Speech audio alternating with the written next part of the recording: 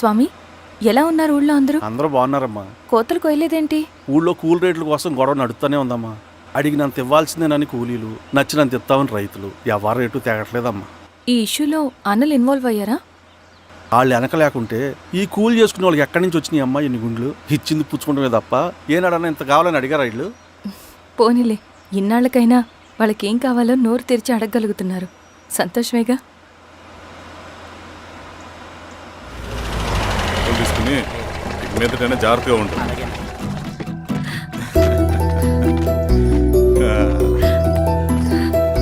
బాగున్నావమ్మా? బాగున్నానన్నయ్య, నువ్వెలా ఉన్నావు? బాగున్నాను. రా లోపలికి వెళ్దాం. రా కూర్చో. సో ప్రయాణం అంతా బాగానే జరిగింది కదా? నీ ఫేవరెట్ నెత్తిపూరి. రా వడ్డిస్తారా? ప్లేట్ తిప్పు. నాకొద్దన్నయ్య, నాకు మంచి కాఫీ తాగాలని ఉంది. అమ్మో, నీకు నచ్చినట్టు కాఫీ చేయాలంటే ఆ దేవుడి దిగి రావాలి తల్లి. ఏంటో అన్నయ్య, మంచి కాఫీ తాగకపోతే ఇక ఆ రోజంతా అదోలా ఉంటుంది నాకు. రేయ్ సామే, అయ్యా అర్థమైంది. శిరీష్ అమ్మకి మంచి కాఫీ కావాలి, అంతేగా నేను వెళ్ళి పట్టుకొచ్చేస్తా. ఎక్కడికి స్వామి? మన ఊళ్ళో మెగాస్టార్ హోటల్ ఉందమ్మా, అందులో కాఫీ చాలా బాగుంటుంది. నేను వెళ్ళి పట్టుకొచ్చేస్తా. స్వామి, అమ్మా కాఫీ అంటే అక్కడికి వెళ్ళి వేడి వేడిగా తాగాలి. నేను వస్తాను పద. అవునమ్మా, అక్కడ నేను కూడా తాగాను, చాలా బాగుంటుంది. వెళ్ళు. థ్యాంక్ యూ అన్నయ్య. ఆడుతూ పాడుతూ పని చేస్తాం. కాఫీ బాగుంది. ఎవరు చేశారు? మా రవణ పెట్టాడమ్మా. రవి? ఎవరు రమ్మను? రవణ మేడం పిలుస్తున్నారు.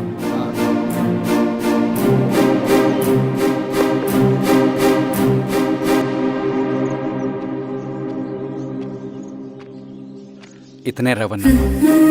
శిరీష, మీరా? రవి, నువ్వేంటి ఇక్కడ? కాఫీ బాగుందా? చాలా. అది కాదు రవి, నువ్వు ఇక్కడ? ఈ హోటల్ మనోల్దే. మన ఫ్రెండ్స్ అందరు బాగున్నారా? చాలా బాగున్నారు. అవును, మీరేంటి ఇక్కడ? ఏమని అన్నా, అన్నా ఏమైందన్నా? అన్నా? లే అన్నా. స్వామి, త్వరగా కారుగా. జాగ్రత్త. అన్నా త్వరగా పట్టి తీయనా. అన్నా త్వరగా పోనీ.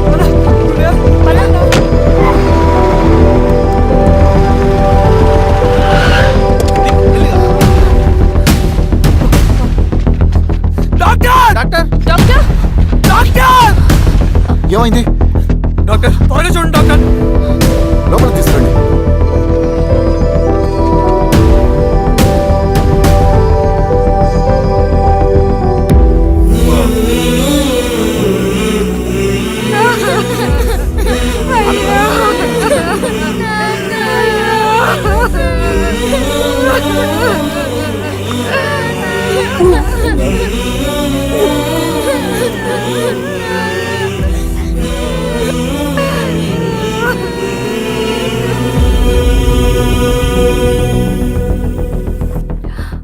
ఎలా ఉంది డాక్టర్?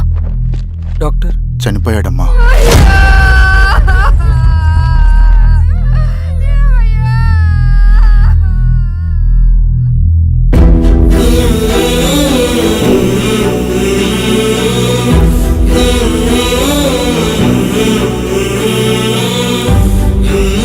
ఆ పేపర్స్ ఏంటి రవి? అతని భూమికి సంబంధించిన పేపర్స్.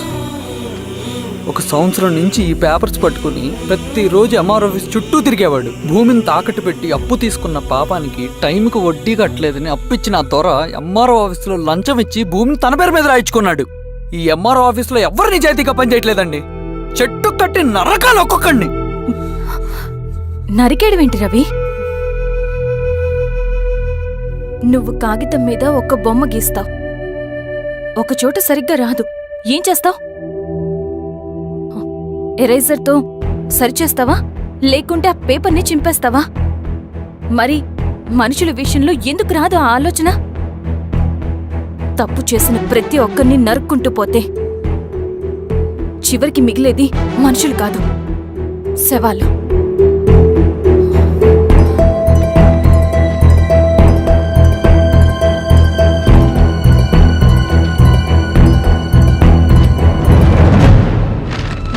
పద రవి రా.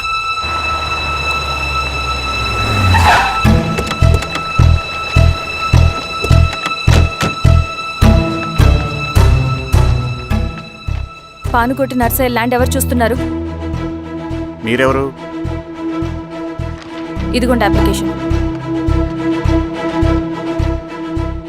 ఇది డిస్ప్యూట్ ల్యాండ్, ఎవడేం చేయలేడు. నీ నిర్లక్ష్యం, నీ లెక్కలేనితనం వల్ల ఒక నిండు ప్రాణం పోయింది. ఒక కుటుంబమే రోడ్డు మీద పడింది తెలుసా? ఏంటో మా గొడవ?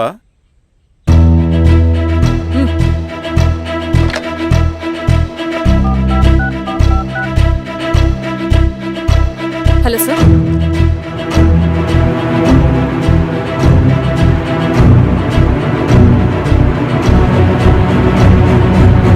Okay sir.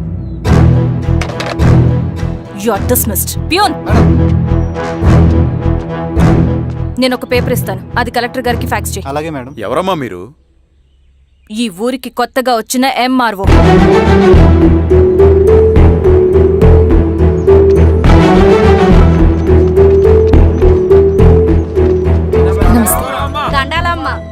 మీ పరిస్థితులు నాకు తెలుసు. పని చేస్తేనే మీకు పూట గడుస్తుంది. పనులు మానుకుని మీరు ఈ ఆఫీస్ చుట్టూ తిరగాల్సిన అవసరం లేదు. మరి ఎట్టాగమ్మా? నేనే మీ ఊరొస్తాను. ఆ రోజు అరగంట వీలు చూసుకుంటే చాలు, మీ పని పూర్తయిపోతుంది. దండాలమ్మా.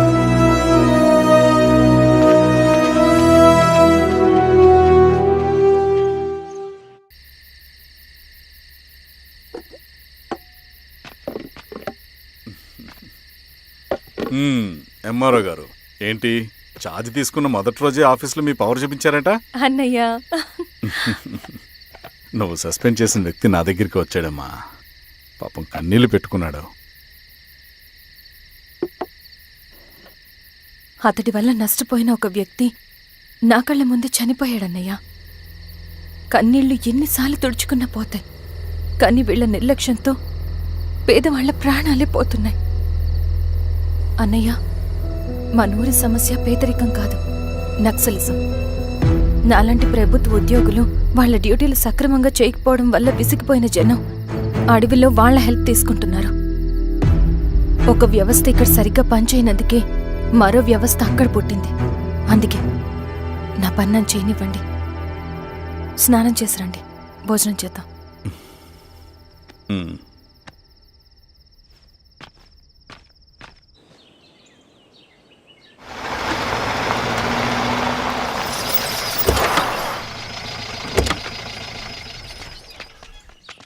నమస్కారం అమ్మా. నమస్తే. ఇలా రండి. మీ ఊరు నుంచి కొందరు ఎంఆర్ఓ ఆఫీస్లో అప్లికేషన్స్ ఇచ్చారు. తను వాళ్ళ పేర్లు చెప్తారు, వాళ్ళని పిలవండి. అలాగే మేడం. వెళ్ళండి. Madam, coffee. నువ్వెప్పుడు వచ్చావు రవి? మీరు గంటకోసారి కాఫీ కావాలంటారు కదా, మాటి మాటికి వెళ్ళి రావడం ఎందుకని వచ్చేసా.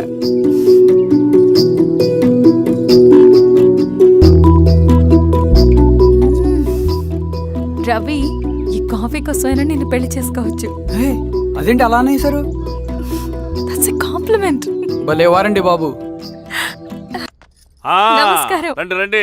ఎంఆర్ఓ శిరీషారెడ్డి గారు. శిరీష రెడ్డా? శిరీష అనే పిలవచ్చుగా. అమ్మమ్మ, పులికి పంచాలాగా సింహానికి చూలాగా అది మన ఐడెంటిటీ, అది అట్లాగే ఉండాలి. సరే బాబాయ్, నేను ఫ్రెష్ అయ్యేస్తాను, మీరు కానివ్వండి. అయినా ఈ కాలం చదువుకున్న ఆడపిల్లలతో మాట్లాడటం చాలా కష్టం. చుట్టుపక్కల శిరీష్ కొన్న ఇమేజ్ మనకి చాలా మంచి అయింది ఈశ్వరా. నేను అడగకముందే పార్టీ హైకమాండ్ సర్వే చేయించి నీకే ఫేవర్గా ఉండడం వల్ల టికెట్ ఇచ్చింది.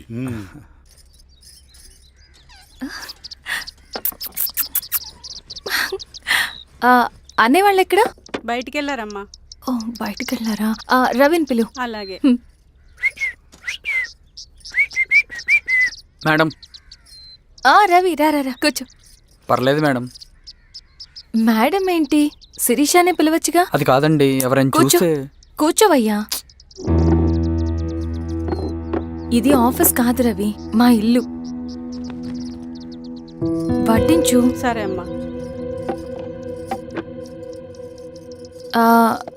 రవి, అడవిలో నక్సల్స్ ఎక్కడుంటారో తెలుసా నీకు? ఏంటి శిరీష? అడవిలో నక్సల్స్ ఎక్కడుంటారో తెలుసా నీకు? ఎందుకు శిరీష గారు? తెలుసా తెలీదా? నాకెలా తెలుస్తుందండి? చూచాయిగా ఆయన తెలీదా? సరే, ఎక్కడుంటారో నాకు ఐడియా ఉంది. సాయంత్రం ఇద్దరం కలిసి వెళ్దాం. అది కాదండి. నువ్వు వస్తున్నావు అంతే. తిను. ఇది ఎక్కడ కూడా రా బాబు. సడన్గా నక్సల్స్ అంటుంది, అడువంటుంది. కొంప తీసి నా మీద ఏమైనా అనుమానం వచ్చిందా ఏంటి? రవి, ఇక్కడే ఆపు ఒకసారి. ఎందుకు ఇప్పుడు ఈ టైంలో అడ్వెంచర్లు? ఇప్పుడు జరగరాంది ఏమైనా జరిగితే రేపు మీ అన్నయ్యకి తెలిస్తే బాగోదు. రవి, చుట్టూ చూడు. పైన వెన్నెల, పక్కనే అడవి. అబ్బో, ఎంత బ్యూటిఫుల్ గా ఉందో. అవునా? అవునా ఏంటి? అసలు ఎప్పుడు చూసినా ఎందుకలా డల్ గా ఉంటున్నావు? కాలేజీలో ఇలా ఉండేవాడివి కాదు కదా, ఏమైంది? అది ఒక్క నిమిషం. హలో మేడం, పేషెంట్కి అర్జెంటుగా ఏ పాజిటివ్ బ్లడ్ కావాలి మేడం. రవి, ఆ? అర్జెంటుగా హాస్పిటల్కి పోని. ఏమైంది? పోనీ. రండి మేడం, ప్లీజ్ రండి. పోలీసులకి నక్సల్స్కి కాల్పులు జరిగాయి. ఆ కాల్పుల్లో గూడెం కుర్రాడు ప్రాణాపాయ స్థితిలో ఉన్నాడు. తన బ్లడ్ మీ బ్లడ్ సేమ్. ఆ బ్లడ్ గ్రూప్ మా హాస్పిటల్లో లేదు. అందుకే మీకు కాల్ చేశాను. ఓ అవునా? అవును మేడం. పదండి డాక్టర్. Thank you madam.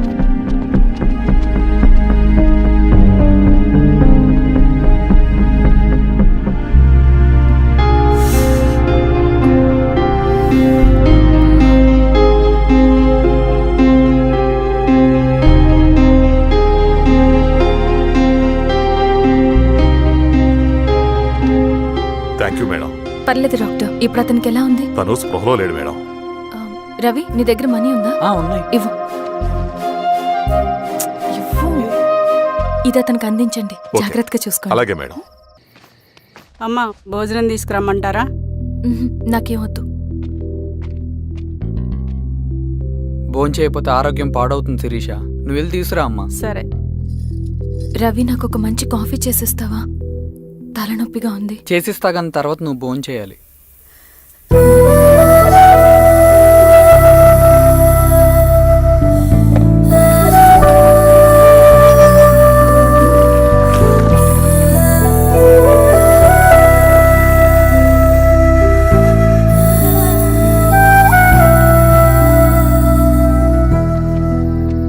మీరేంటిలా? మంచినీళ్ళ కోసం వస్తున్నాను. ఓ, లోపలున్నాయి, పదండి.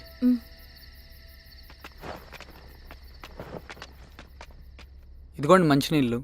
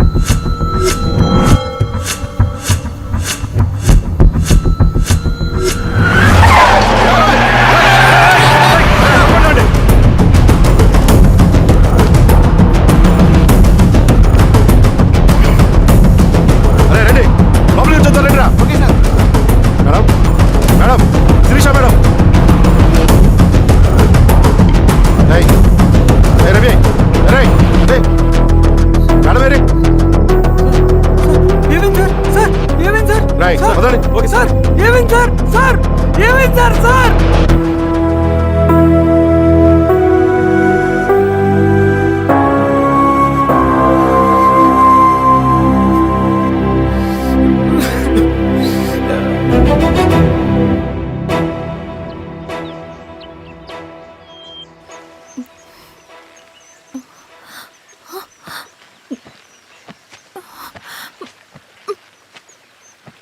నమస్తే మారావు గారు.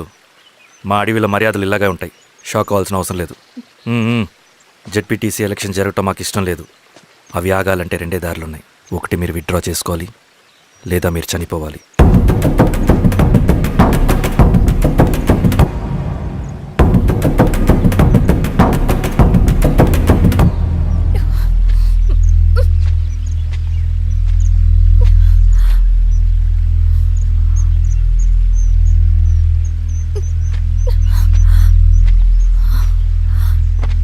సెంట్రల్ కమిటీ మీటింగ్ ఉందని కబురు వచ్చింది.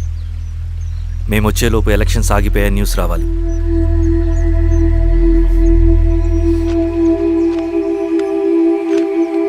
ఇదిగో రవి.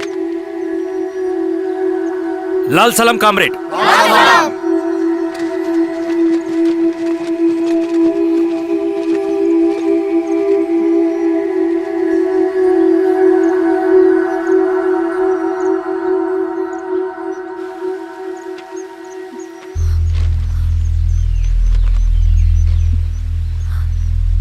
ప్రపంచంలో గొప్పవాళ్ళ చావులన్నీ నమ్మక ద్రోహంతోనే జరుగుతాయని నిరూపించావు రవి. అన్నయ్యని కూడా అచ్చం ఇలాగే చేస్తావు కదా? ఎందుకు రవి? ఏం జరిగింది? అన్నీ బాగుంటే దేశం తరపున బ్యాడ్మింటన్ ఆడేవాడిని.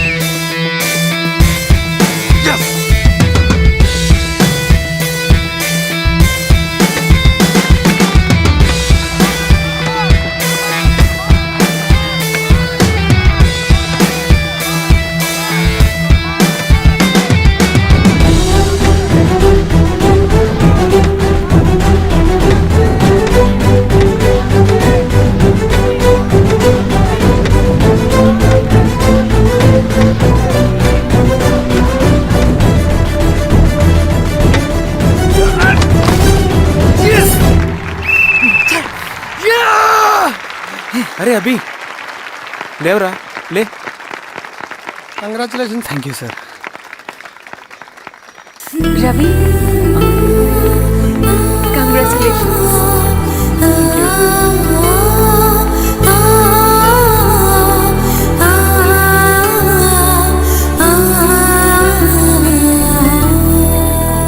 సార్, గంగినేని వెంకటేశ్వరరావు గారి ఎర్రజెండా పుస్తకం ఎక్కడుంది? రవి దగ్గర ఉందమ్మా.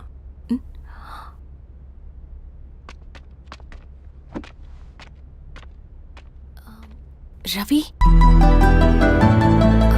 మీకు ఈ బుక్స్ అంటే ఇష్టమా? అవును, నీకు కూడానా? నేను ఇప్పుడిప్పుడే చదువుతున్నా. సైలెన్స్. క్యాంటీన్కి వెళ్ళి మాట్లాడుకుందామా? ఓకే. అక్క కాఫీ. థ్యాంక్ యూ రచన. పర్లేదక్క. అయ్యో, కాఫీ అస్సలు బాగాలేదు. 1 minute ఇప్పుడే వస్తా. ఎక్కడికి? ఇక్కడికే వచ్చేస్తా. 1 minute అండి.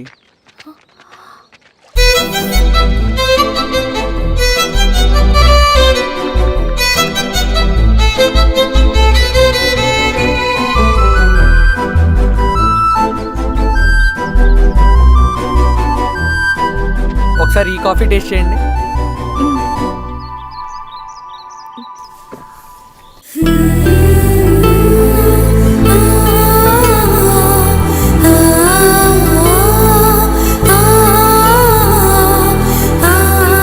చాలా బాగుంది. థ్యాంక్ యూ అండి.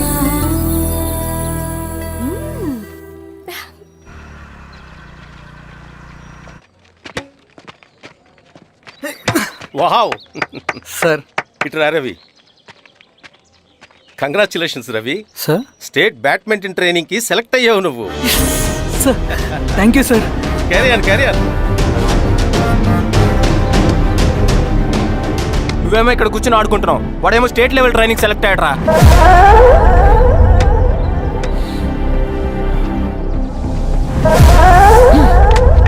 అరే మొత్తానికి నువ్వు అనుకున్నది సాధించావురా. రే ఎప్పుడు మనం ఎంచుకున్న మార్గమే మన జీవితాన్ని మారుస్తుందిరా. Hi Ravi. All the best Ravi. నీకోసమే తీసుకో. Thank you. బాయ్.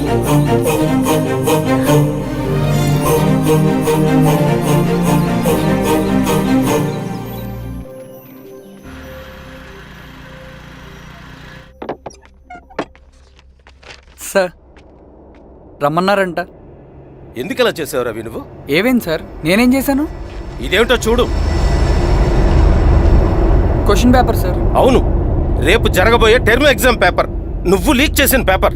సార్ అసలు నువ్వు ఇలా చేస్తావనుకోలేదు. సార్ నేను క్వశ్చన్ పేపర్ లీక్ చేయట్లేండి సార్. నేనంతా చదువుకుంటూ రూమ్ లోనే ఉన్నాను సార్. నన్ను నమ్మండి సార్. ఈ జెర్సీ నీదే కదా? సార్ అది నాదే, కానీ దీనికి నాకేం సంబంధం లేదు సార్. నన్ను నమ్మండి సార్.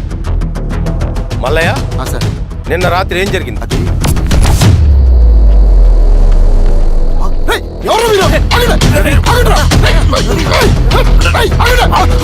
సార్ అతను అబద్ధం చెప్తున్నాడు సార్. నాకేం తెలియదు సార్. నేను దొంగతనం చేయలేదు సార్. నన్ను నమ్మండి.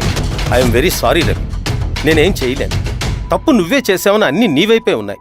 నిన్ను రెస్టికేట్ చేయడం తప్ప నాకు వేరే ఆప్షన్ లేదు. సార్ అంత పని చేయమాకండి సార్. నా లైఫ్ పోతుంది సార్. ఇండియా తరపున బ్యాడ్మింటన్ ఆడాలన్నది నా డ్రీమ్ సార్. నన్ను నమ్మండి సార్. సార్ సార్ సార్ నాకేం తెలియదు సార్. నన్ను నమ్మండి సార్. సార్ నాకేం తెలియదు సార్. నిజంగా నాకేం తెలియదు సార్. సార్ నన్ను నమ్మండి సార్. సార్ నేనేం తప్పు ఏదైనా ఉంటే చేయలేదు సార్. స్టేషన్లో చెప్పుకో. నాకేం సంబంధం లేదు సార్. నన్ను వదిలేయండి సార్. సార్ నన్ను వదిలేయండి సార్. కాలేజ్ తరఫున స్టేట్కి వెళ్ళి ఆడదాం అనుకున్నాను. నా కొడుకు తాళం అక్కడే ఉంది కదా.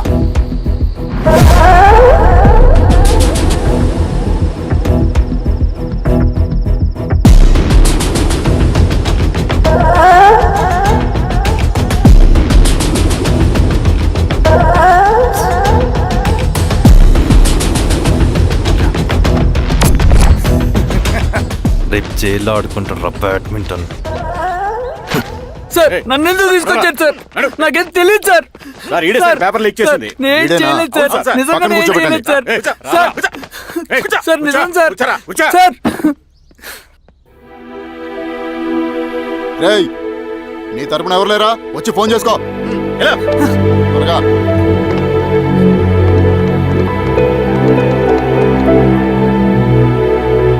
సార్ నేను రవీన్ సార్.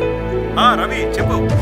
సార్ నేను పోలీస్ స్టేషన్ లో ఉన్నాను సార్. మీరు నాన్న అర్జెంట్ గా రండి sir. Please sir. Police station ఏమైంది రవి? ముందు మీరు రండి సార్ ప్లీజ్. నేను చెప్తాను సార్. సరే సరే వస్తున్నా. వెళ్ళి కూర్చో. సార్ అయ్యా దండలయ్యా. రే రవి, నాన్న, ఏమైందిరా? నాకేం తెలియదు ఏయ్, నాన్న. నువ్వు ఆగు. నీ కొడుకు క్వశ్చన్ పేపర్స్ దొంగతనం చేసి దొరికిపోయాడు. ఎఫ్ఐఆర్ రాసి కేసు పెడితే జైలు శిక్ష పడుతుంది. అలా కాకుండా కేసు క్లోజ్ చేయాలంటే 2 లక్షలు కావాలి. వెళ్ళి తీసుకుంట్రా. అర్థమైందా? ఏదోన్నయ్యా. ఏయ్, నా సంగతి నీకు తెలుసు కదా. లోపలేస్తే 10 సంవత్సరాలు బయటికి రాడు. వెళ్ళి డబ్బులు కొట్టరా.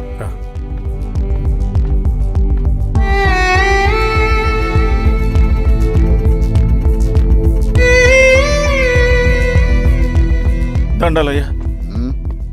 ఇదిగోనయ్యా 2 లక్షలు.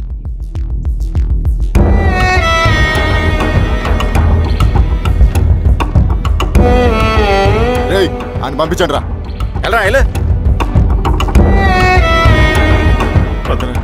నిజంగా దీనికి నాకేం సంబంధం లేదు నాన్న. త్వరగా ఉండండి రా. బంగారం లాంటి భూమిది. అరే ఏంకన్నా పటేల్ మీ పొలం దున్నేస్తున్నాడు. పటేల్ మా పొలం దొరికి పెట్టరా? పదయ్యా. రవి, పద.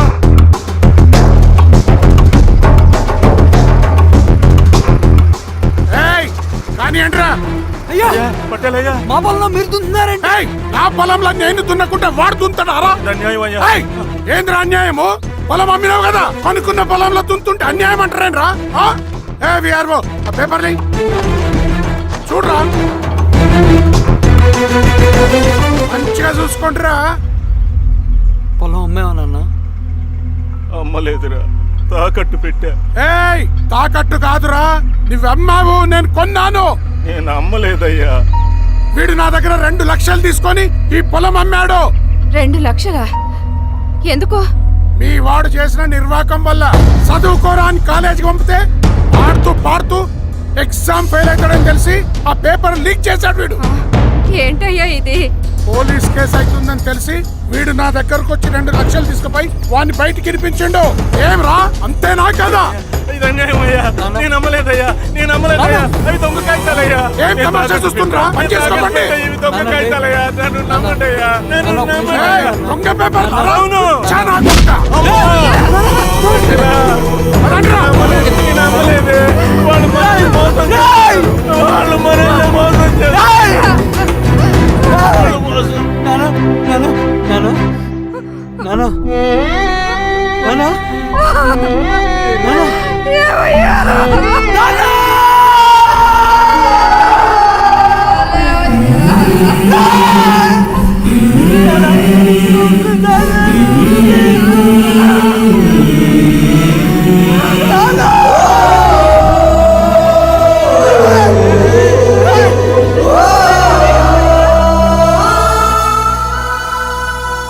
నాన్న చనిపోయిన తర్వాత మా భూమి కోసం వెళ్ళి పై అధికారులను కలిశాను, కానీ వాళ్ళు కూడా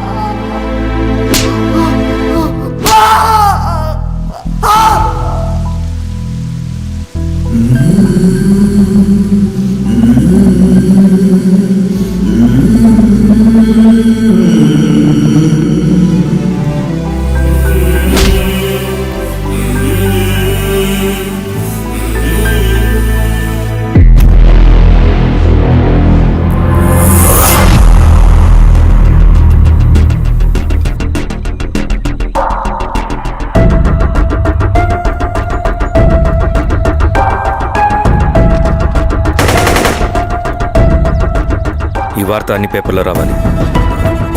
ఈ లెటర్ బాధితుడికి అందించండి. లాల్ సలాం. లాల్ సలాం.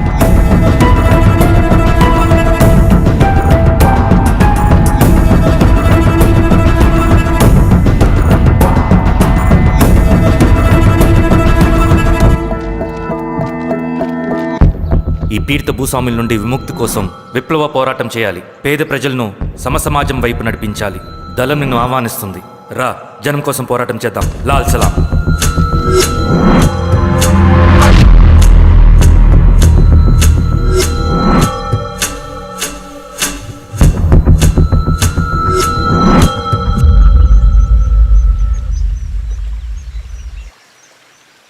నాకు పట్టిన గతి ఇంకెవ్వరికీ పట్టకూడదని ఉద్యమంలోకి వచ్చాను.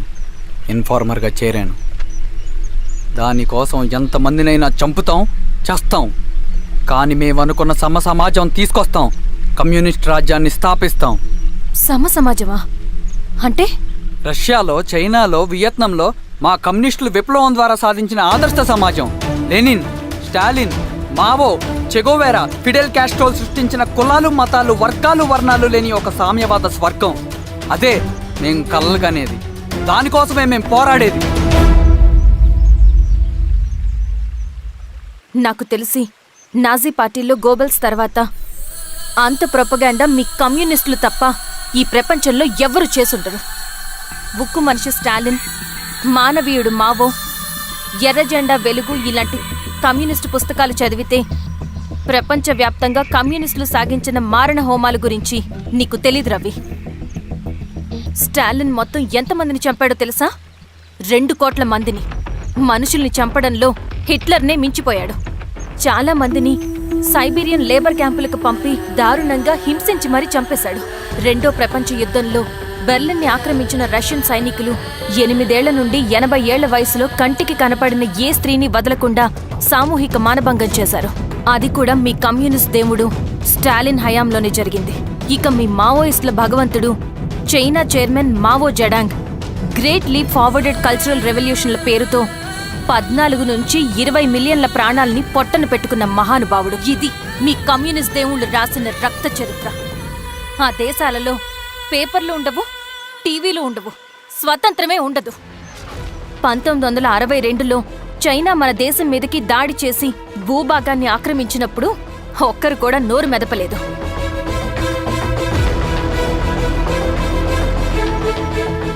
కమ్యూనిస్టుల మానసపుత్రులైన మీ నక్సలైట్లు ఏమైనా తక్కువ తిన్నారా? పశ్చిమ బెంగాల్లోని నక్సల్బరి అనే గ్రామంలో 1965లో జోతేదార్ల దౌర్జన్యానికి వ్యతిరేకంగా పుట్టిందే మీ ఉద్యమం.